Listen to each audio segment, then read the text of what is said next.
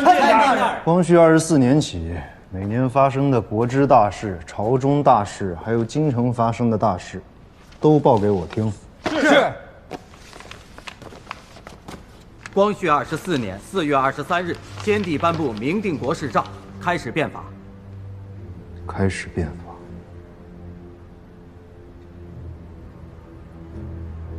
不过是白日一梦。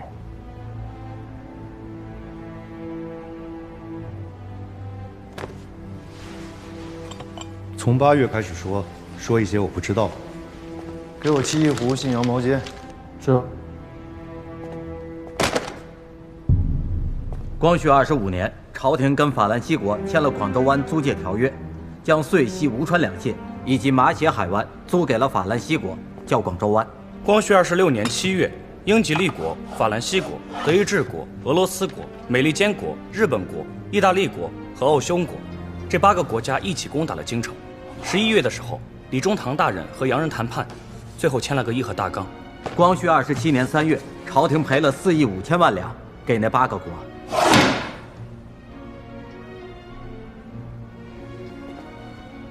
凭什么？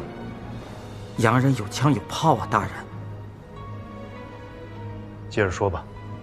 7月的时候，朝廷又跟英国、美国、俄罗斯国、德国、日本国、奥地利国、法国、意大利国、西班牙国、比利时国、荷兰国签了个辛丑各国合约，也叫《北京议定书》，说好了分39年还清赔款，年息4厘，却又在东郊民巷设使馆区，写了中国人不得入内，拆了炮台，天津20里内不得驻军，年年割地，年年赔钱。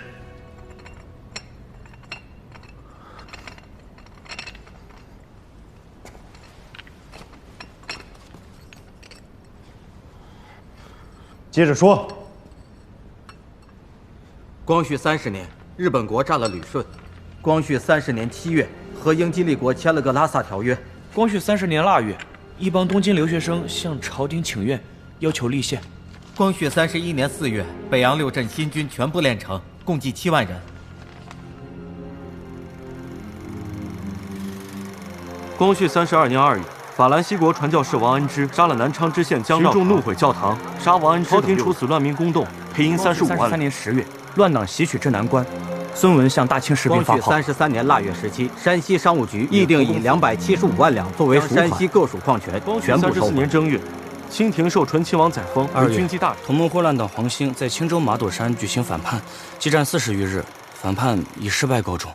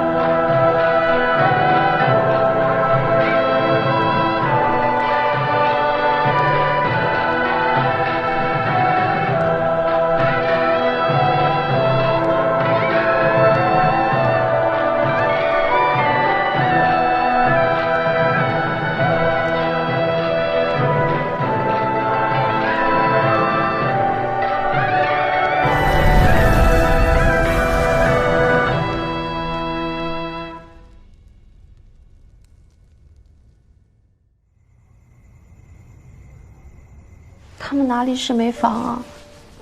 就是看你一身血污，怕你吓着其他住客，不敢留你罢了。有劳林姑娘了。我这浑身是血的，看着的确挺吓人的。哎，我们县衙的没叫你回去吗？那位大人带我去录了口供，然后他就说没我的事了。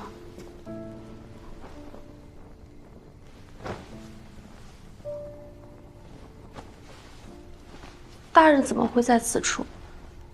我在河边找到了那群凶犯，一共有6个人，是灵溪荣天岭的弟子。我已经将其中1人执法，其他5个跑了。然后我就一路追，就追到了这儿。大人是一个人在追？是，林姑娘怎么会在此地？我也不知道，我该去往何处。可是荣天岭的为什么要害你的家人？他们说过什么？问过什么？你当时躲在柜子里，有没有听到？那几个人当时好像是在逼问我叔伯些什么，但具体是什么我不知道。我这次回国只是跟家人返乡省亲，连叔伯们具体要去哪里我都不知道。林姑娘，你放心，在下一定会将这些凶犯缉拿归案的，还你个公道。多谢大人了。你不用叫我大人，我就是五路流的捕快，叫我家洛就行，地保也行。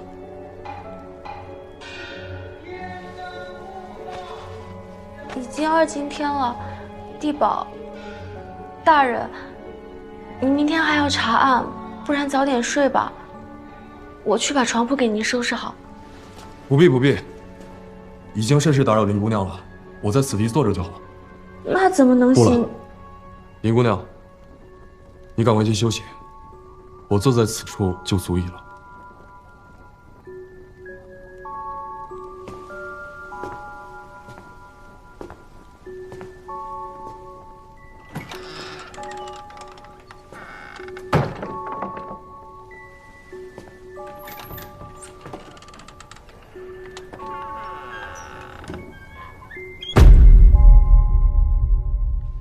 宣统元年腊月，光复会逆贼熊承基谋刺海军大臣载洵和萨镇兵，幸未得手，抓捕后正法。此贼受审时还大放厥词，称早死1日，自由之术早得1日鲜血，早得血1日，则早茂盛1日，花方早放1日。宣统2年3月，同盟会逆贼汪精卫意图谋杀载沣王爷，本当按律处死，后载沣王爷开恩，赐逆贼终身监禁，至今尚在狱中。10月，摄政王决定原定于宣统9年立宪期限，宣改于宣统5年实行开设议员。说完了，下去。吃了。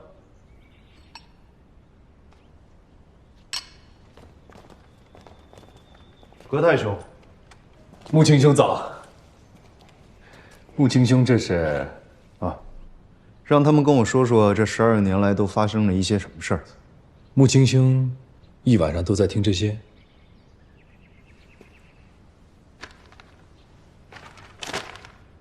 疑犯我已经圈出来了。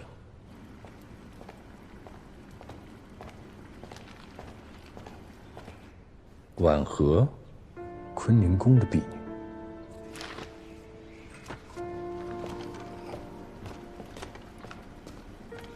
穆青兄，恕在下愚钝。这婉和不但不曾进过文渊阁，甚至近半年间都不曾在文华殿一带走动，对不对？是。所以在下不知因何有意。婉和的居所在宫城东侧，她平日里当值出入的是坤宁宫和宁寿宫。从她住的地方到这2宫该怎么走，二位应该很清楚吧？可以走剑亭，不然也可以走3座门。对，但是走剑亭要比传3座门省去20余步，还省了3个台阶。这短短的20余步和3个台阶是常人无法发觉，但对从小在宫里长大的宫女和太监来讲，则应是了如指掌。且她一日要往返3次有余，断不会舍近求远。从每日宫女出行的记录来看，半年前婉和走的还是由东华门走剑亭向北，而这半年里则换成了穿3座门。为何？因为走东华门由剑亭向北要经过文渊阁，不错，婉和改变行径是刻意为之，而他这么做只有一个理由：避嫌。抓人吧，把宫女婉和带到内衙聆讯。葛太兄，我有一事不明，这宣统元年，摄政王为何只是将袁世凯革职，而并未将其治罪？在下也属实不知啊。怎么，穆青兄和袁世凯相熟？不熟，也熟。当年若不是这卑鄙小儿背信弃义，偷偷向太后告密，维新党就不会被砍，先帝也不会被幽禁。总谓浮云能蔽日，长安不见使人愁。若是当时变法成功，如今大清早已完成了改革，国力将比今日强盛甚多，也不会有什么乱党敢兴风作浪，甚至谋反了。穆大人，存进大人急召。昨天晚上直隶厅送过来一个急呈，直隶厅从京师以东11个县市直到海边，我命令各地衙门要严密地关注凡是跟酒有关的事情。大人是想到了龙镇李酒，我不能放弃任何一个可疑的线索嘛。昨天大沽客栈死了9个人，这9个人他们来的时间跟天照的谣言相似，来的地方又是东边的日本。日本什么东西最多？还不是那些乱党吗？若这9人从东归来是为谋反，又怎会意外暴毙？难不成是有人暗中在为大清护航？大人，这桩命案已经发生1天了，就算与谋反有关，此时再追查下去，只怕是难以找到凶手。卑职觉得当务之急还是先顺着丢失藏宝图的线索查下去。但是这桩9命案，属下自然不会置之不理。那你要怎么处理？派人去大沽县，迅速将尸体运过来，以确定其身份和死因。听你的。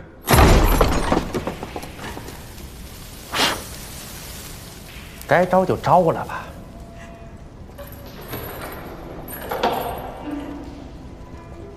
穆青兄，现在审。一个字都不用审，开始用刑。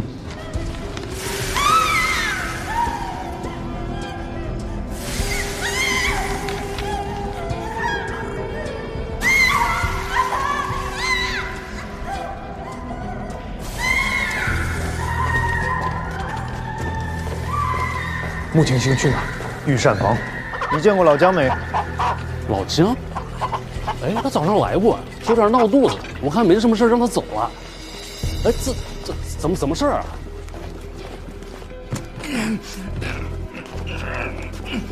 果然想跑，还好穆青兄发现的及时，带回新房。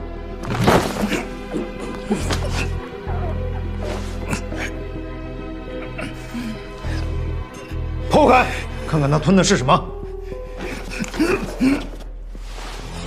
戒指，西洋造。穆青兄，现在又要去哪儿？灯市口。灯市口？灯市口有一家杂货铺，专做西洋物件的门。吴兄，葛大兄，那宫女不堪酷刑，已经招供了。她招认她是受了御膳房的老姜之。婉和有没有说偷盗东西的时间？3月23，交给老姜则是3月25。早上还是晚上？晚上。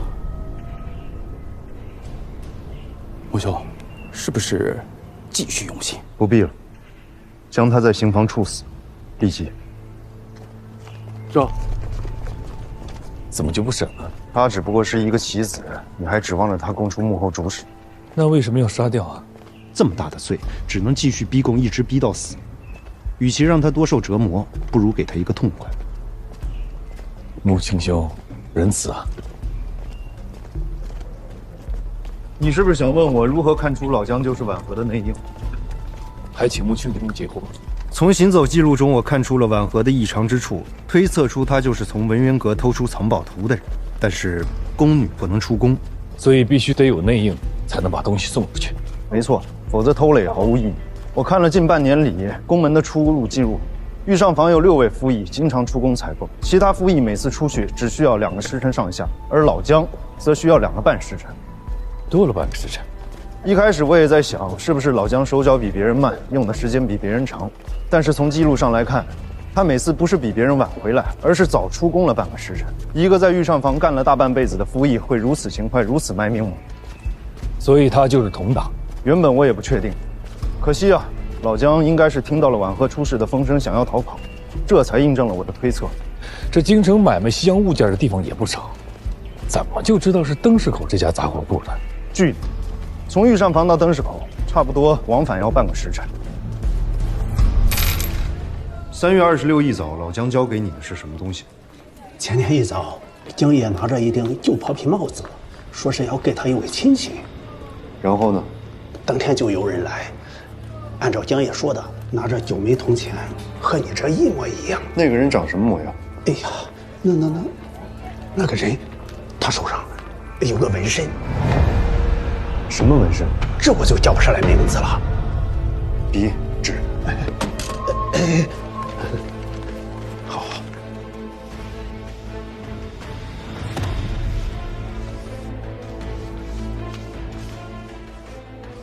哎，对，就是这个样子的。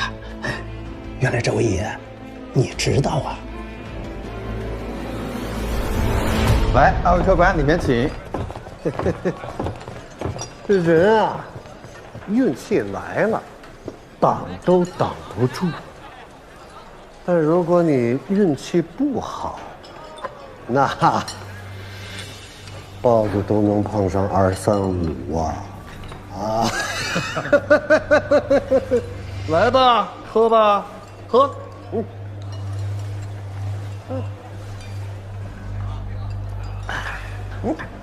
倒上。那个纹身是什么意思？它是前骁骑营麒麟阵标记。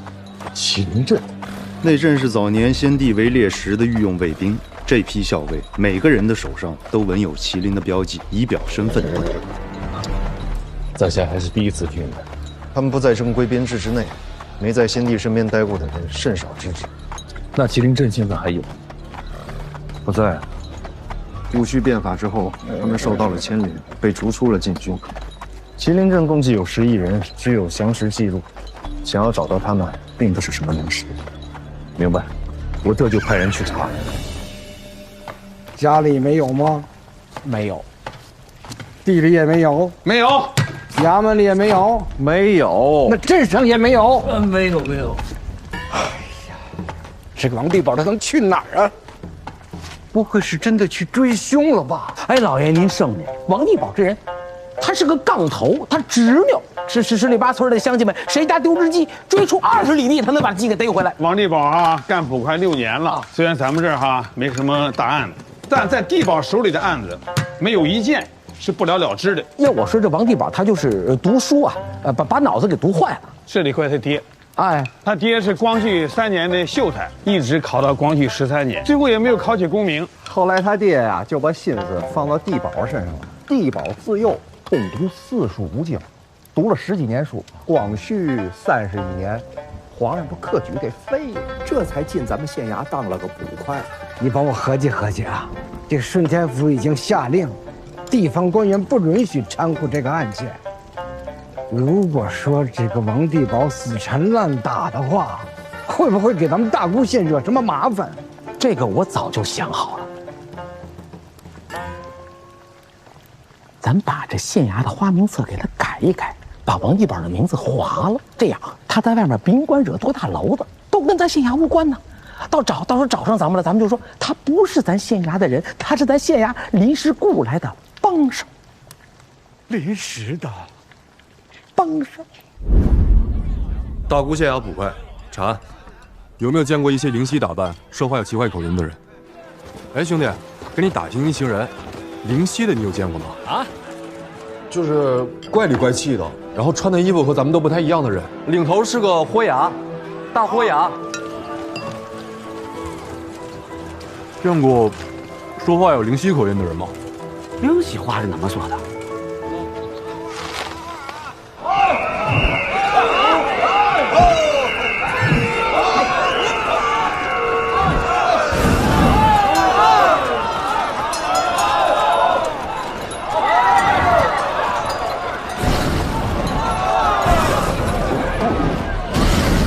荣镇李九，征时一乾坤。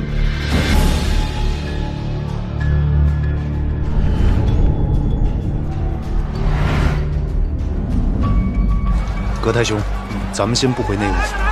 是，咱们去一趟别的地方。去哪儿？东郊贡院。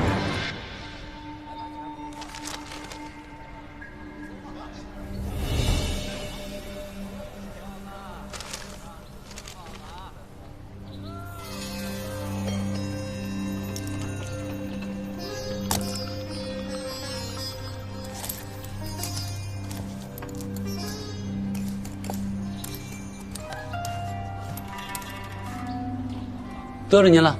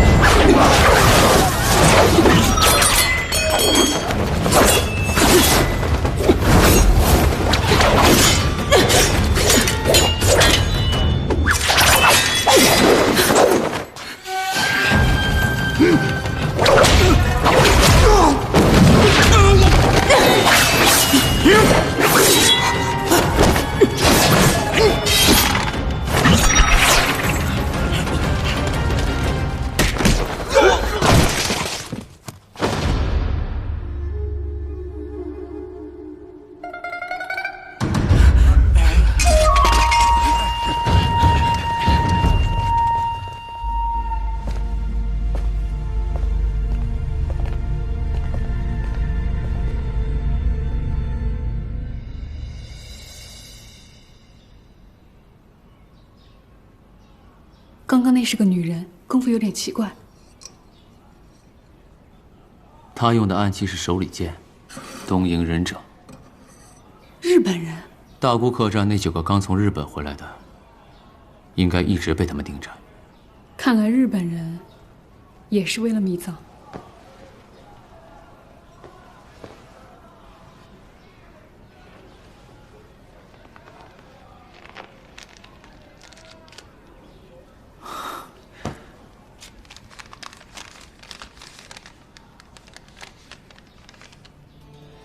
这就是净坛秘藏的藏宝图啊！这净坛秘藏不光是藏着巨额的财富，还有少林博大精深的武功秘籍。内务府花了上百年，费尽心思，但始终没能找到。这图上只有山南河流的样子，但根本看不出这是什么山，是什么河。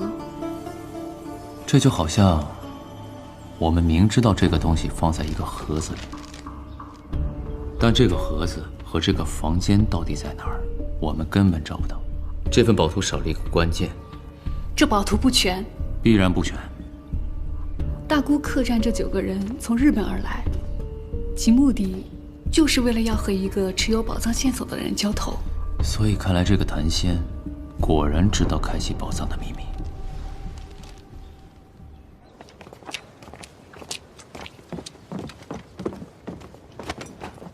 大人，不用多礼，直接说吧。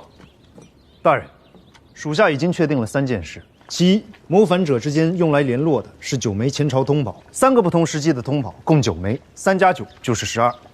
这有什么说的？大清自太祖天命起始到如今圣上宣统，正好是12位天子。属下推断一事许久，就是如今的圣上和先祖有何不同？思来想去，想到了科举。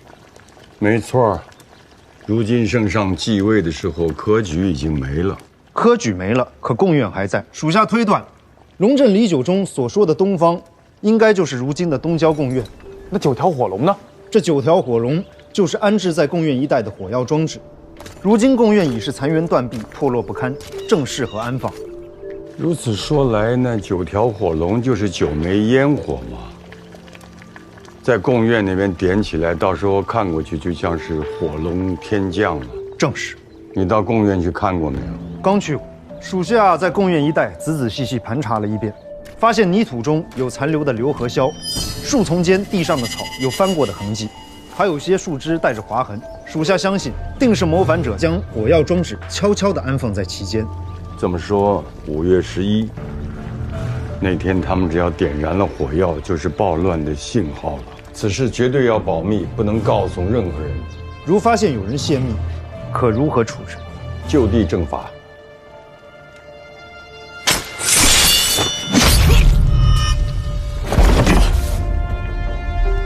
宫女婉和3月23日下午偷入文渊阁，而那个时候却没有行踪记录。守卫和巡视东华门至文华殿一带的侍卫竟无一发觉，此事绝非偶然，更不可能是宫女婉和等出来的一个机会。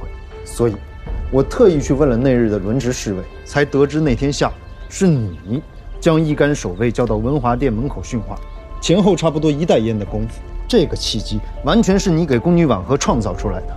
你若不是内应，谁还是内应？真厉害！官儿叫汉鹤，镶白旗，光绪27年进内务府，10年来就一直跟在我身边做事。6年之后，我才查出他是细作，没想到你才查了1天就把他给揪出来了，真厉害！哎，就是还是有点操之过急啊。是，属下确实是操之过急了。对呀，这么一来，我们想要给他的幕后主子传的话就没人传了。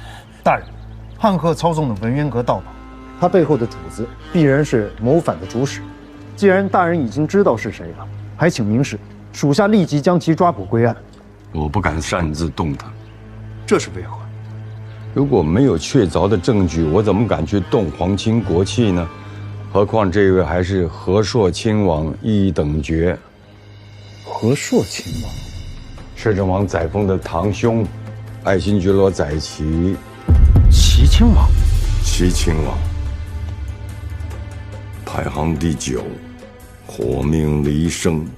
我要知道齐亲王在干什么，我要知道齐亲王他跟什么人走动，我要知道齐亲王他去过什么地方，他每天吃的东西都给我查清楚了。奴才领命。哎，你是吃了一颗竹子丢了个车。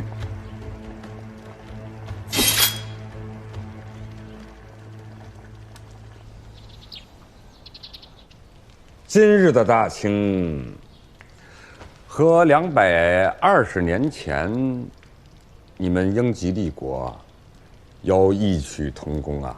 齐亲王对我们国家的发展很有了解。我把小女儿都送去英国读书了，能不了解你们吗？ Good afternoon. Good afternoon, Princess. 需要了解你们，更是因为贵国现在很强大。我希望大清的未来也能像你们一样的强大。如今的大清可谈不上强大，真正弱的不是大清，而是皇室。啊？没想到齐亲王您会这么说。我怎么不能这么说呢？就因为我是和硕亲王，就因为我是皇室内阁成员。这个皇室集权的专政已经穷途末路了，时代已至此，皇权已成了负累，立宪是大清重新强大的唯一途径。听到齐亲王说出这样的言论，我真的很吃惊。其实啊，在皇族内部有很多人都跟我是一样的见解。如果是这样，为什么你们的立宪还这么艰难？推行立宪可以保国，可以强国，但是皇权就没了，舍不得呀。可若死守着皇权，最终怕是国将不国了。那个时候，什么皇族王室，还有我这个和硕亲王，都将烟消云散。齐亲王，我反而觉得这个有爱新觉罗家族把控的国家，要想走到离宪这一步，或许还要很多年。我觉着你错了，用不了多久，或许就在今年。母亲啊，其实我最希望那些意图造反的人呢，最好就是同盟会之类的，不把自个儿的命当命的那些亡命之徒吧。他们没有真正能打的军队嘛，变不了天。我最担心的、最害怕的，还是齐亲王。他有雄图大略，有变革之心。他有个女婿，你知道吗？属下不知。这个人叫钟海潮，在北洋军第6镇协督，这个是真的让人担心的。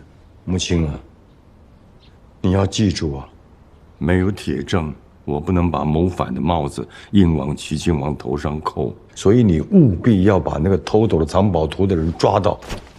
这，青海长云暗雪山，孤城遥望玉门关。属下定破楼兰。好。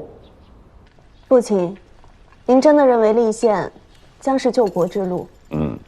可其他皇叔也会像您这么想吗？他们宁愿跟洋人签署割地赔款的条约，也不愿意把自己的俸禄降低1厘，心中根本无国，就想着自己的小家。他们能想什么呀？是啊，让他们认识民主，就更不容易了。民主？你倒是说说，什么是民主啊？按照平等原则共同管理国家。难不成你还觉得那些头脑发热的革命党能成伟业？贩夫走卒之辈还能明白怎么勤政爱民？杀猪卖肉的人，他如何懂得治理朝纲？这是大清，你在大清讲民主，无稽之梦。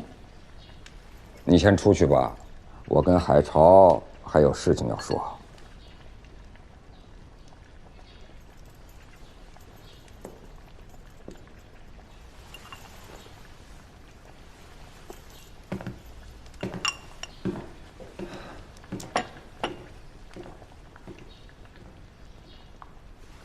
5月11举事，不得有误。父亲放心，我已经做好了安排。5月初10夜，驻扎在京东30里的部队就会开拔到东郊，子时共愿起火，攻进京城。不用攻，进城就是了。那些禁卫军、内务府根本就挡不住你的枪。说起来也荒唐，为了大清，我还要反大清。可是父亲，拿下皇室、废除宣统都不难，可是这……你担心北洋？正是。就算我带兵进了京城，只要北洋下令，我还是得撤军。一切我都安排好了。5月11之前，我能拿到富可敌国的宝藏，足以安抚北洋。事不宜迟，咱们明日就得出发。咱们弟子太多了，路上难免会有些招摇，所以我们分头南下。我带着师娘、皇醒，再带一部分弟子，先行从水路出发。到了上海落脚之后，我们先去探探门路。汤圆，明日天一亮，你带几个帮手到天津租界里买几套衣服，要看起来像刚从日本回来的样子，就跟大沽客栈那几个人差不多。好嘞。然后你从陆地出发，穿山东前往上海。二师弟啊，要不还是我先带人从水路去上海吧，毕竟我去过上海，肯定要比你熟那么一点，我门路什么的也要快一些。那也好，那就辛苦大师兄了。有什么辛苦的呀？我先去，你带着师娘慢慢跟过去就行了。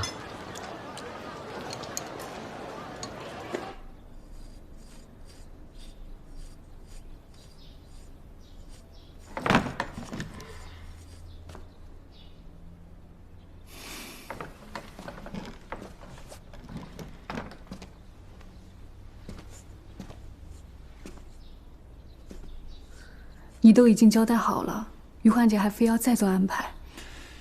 无妨，随他去吧。他就是想先到上海，能偷偷玩上一玩。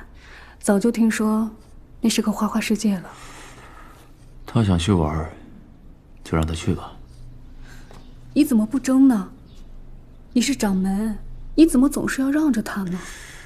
你也说了，我是让，而且我必须让。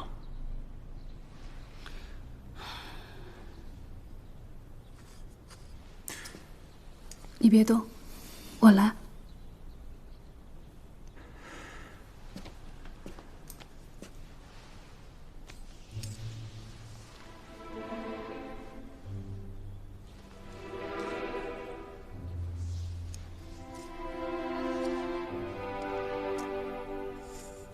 招惹荣天剑派的人，你从来不让。天下第一剑客的名号，你也谁都不让。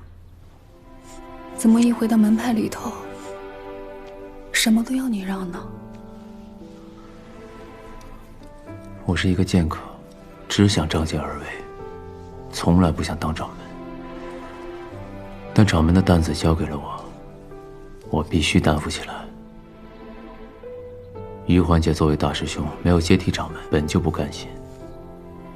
我再不让着他，那门派不就内乱了吗？而且这也是师父最不想看到的。你让师父的还少吗？师娘，这里没有外人，这里只有你和我。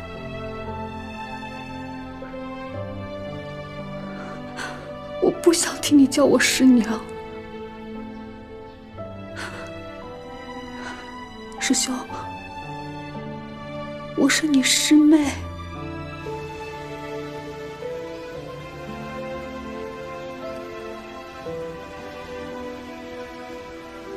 退给我。火姐，这个我没法再留着了。退给我。是。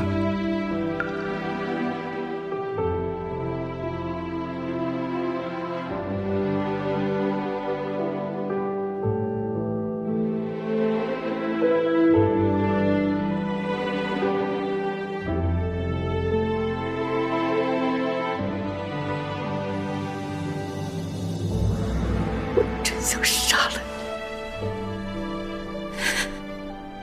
杀了你，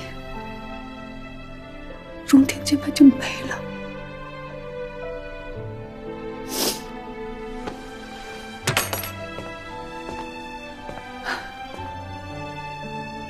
可我们只有荣天剑派了。苟延残喘。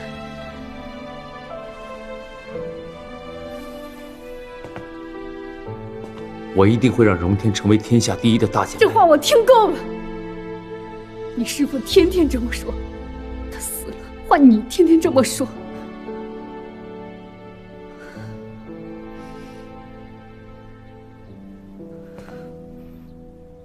你要是真能做到，就把秘藏找到，然后彻底改变我们。我会做到。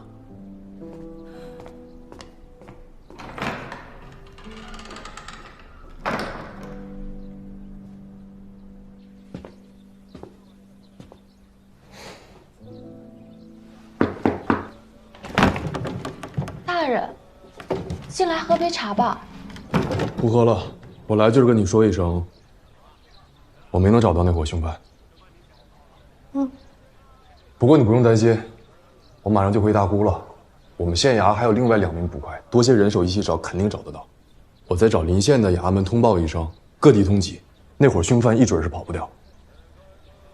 那就多多有劳大人了。连京，你接下来去哪儿？我想一个人待几日，待平复心情，再做打算。哎，掌柜的，你说这陈武这小子是不是发财了？陈武，他能发什么财？您不知道，你看啊， 30两的大银票子。哦，这是大票了。他这几天去灵溪了？不知道，应该没去，天儿能见着他。灵溪的票子怎么了？跟我讲。掌柜的，关爷，银票看一下啊。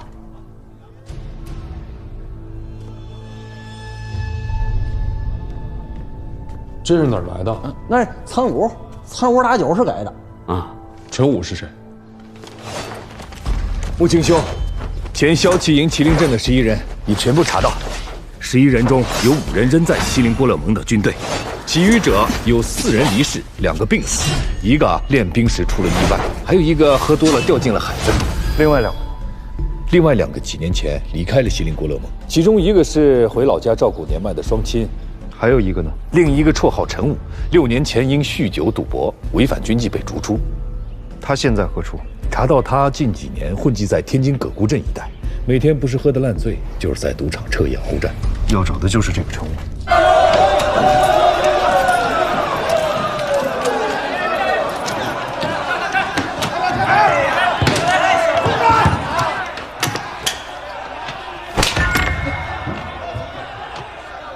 你谁？你找死啊你！我找你，陈武。这么大的赌客呀！好威风啊！你要么老实跟我说清楚，要么跟我回衙门。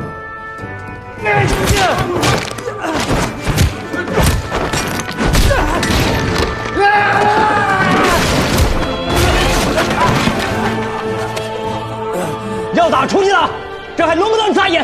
上！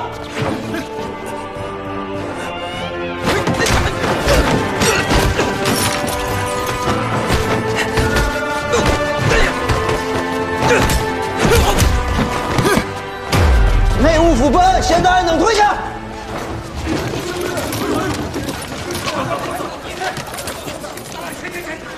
大哥，不行，我说，二位，哎呀！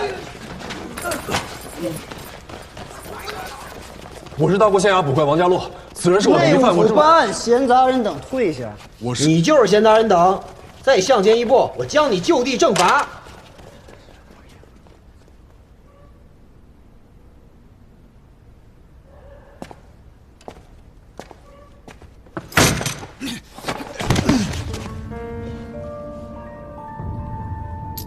东西在哪儿？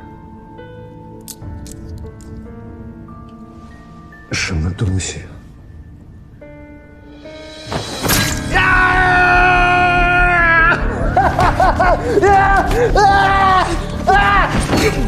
什么东西？我不知道啊！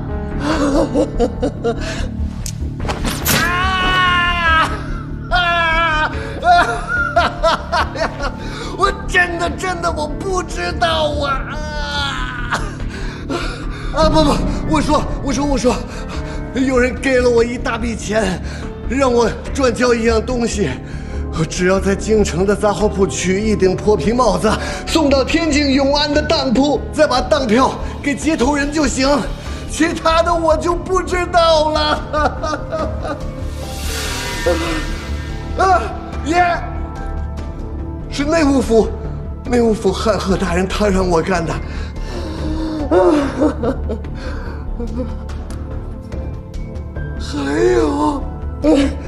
还有那个接头人打扮的怪里怪气，好像是灵犀打扮。我知道的我全告诉你了，剩下的我真的我不知道了呀。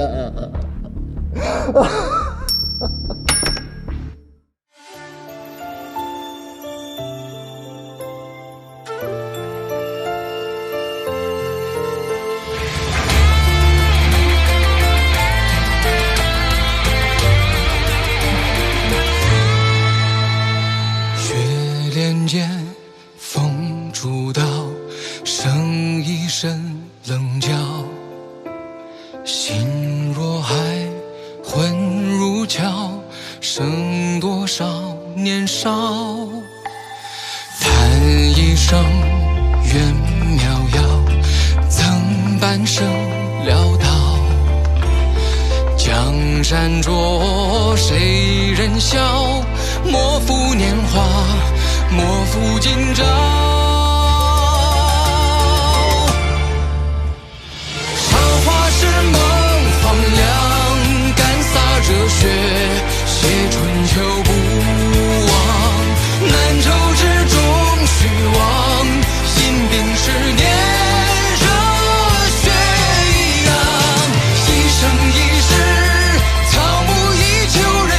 至何处，因死非红血，逆风穿苦暑寒，夏虫也不可与冰一场。